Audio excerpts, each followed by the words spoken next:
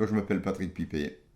Je suis né à Reims le 19 septembre 1950. Donc je suis rentré en seconde, j'ai passé le concours d'école normale et puis je suis parti à Châlons. Donc 66. Donc 4 ans d'internat derrière ça.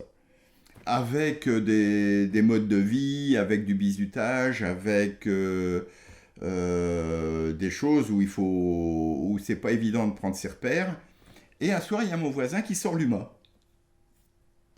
Tiens, il dit qu'est-ce que c'est que ça? Fais voir, toc. Et c'est là que j'ai été en contact avec l'organisation clandestine qui était dans l'école normale. Et je dirais l'activité militante a démarré là. Donc quand arrive 68,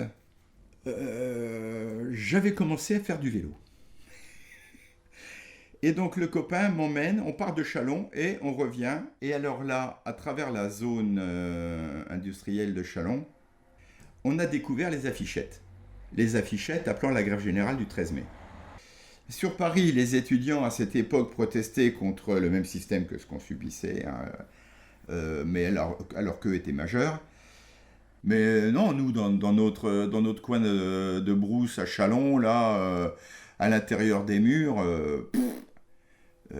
ça faisait pas un écho.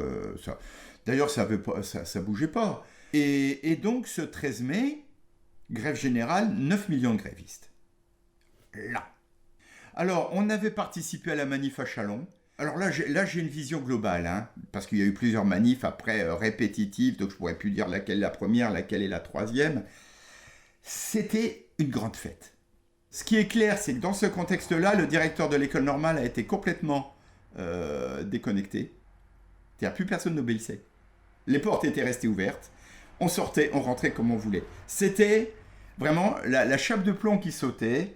Alors quelque chose qui m'a frappé, c'est de découvrir, par exemple, un jour où j'arrivais dans l'école normale, les gars au milieu de la cour en train de fabriquer des grandes banderoles.